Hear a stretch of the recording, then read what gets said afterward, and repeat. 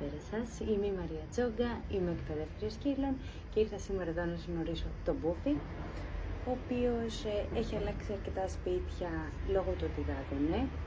Κατέληξε σε ένα χωριό εγκαταλειμμένος με πληγές στο σώμα του. Τον βρήκε και τον διέσωσε η φιλοζωική της Αιγιάλειας, τα φιλαράκια, και λόγω καλοκαιριού δυστυχώς δεν υπήρχε χώρος φιλοξενίας και ειδικά για ένα τόσο ιδιαίτερο και περίεργο χαρακτήρα, με αποτέλεσμα για την ασφάλειά του να πάει στο καταφύγιο.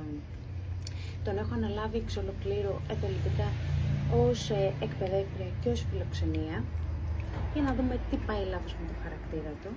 Ο μικρός λοιπόν έχει κάποιες τάσεις ιδιαίτερες, δηλαδή δεν του αρέσει όταν κάθεται και κοιμάται ή είναι εξαπλωμένος να πας να τον πειράξεις.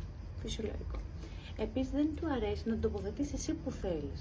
Ο μικρός θέλει να είναι εκεί που θέλει εκείνος και να κάθεται και να είναι ήσυχος και άνετος. Δεν είναι σκυλάκι λοιπόν που θα μπορούμε συνέχεια να το έχουμε αγκαλιά και να το περιορίζουμε, γιατί δυστυχώς η αγκαλιά είναι συνέχεια δική μας ανάγκη και όχι τόσο του ζώου. Είναι ένα σκυλάκι λίγο πιο ανεξάρτητο, το οποίο θέλει το χώρο του, το χρόνο του αρέσει σίγουρα η καλή λιχουδιά και το καλό φαΐ, όπως φαίνεται κιόλας.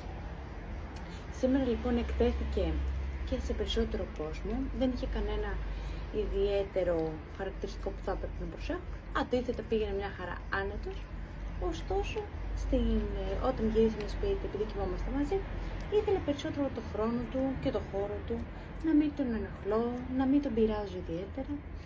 Παρ' όλα αυτά είναι ένα χαρούμενο σκυλί, ευδιάθετο, πολύ τρυφερό με την ώρα του και απίστευτα δοτικό. Δεν είναι όλα τα σκυλάκια για όλους και σίγουρα δεν είναι όλα τα σκυλάκια για όλα. Κάποια σκυλάκια όπως ο Μπούφις δεν μπορεί να είναι pet 24/7, άλλα σκυλάκια επίσης δεν είναι για να τα παίρνουμε μαζί μας στη βόλτα, ενώ για καφέ ή για ποτό, και γενικότερα πρέπει να σεβόμαστε την προσωπικότητα του κάθε σκύλου και να αντιμετωπίζουμε αντίστοιχα όπως πρέπει και χωρίς περαιτέρω υπερβολές. Μπούφι.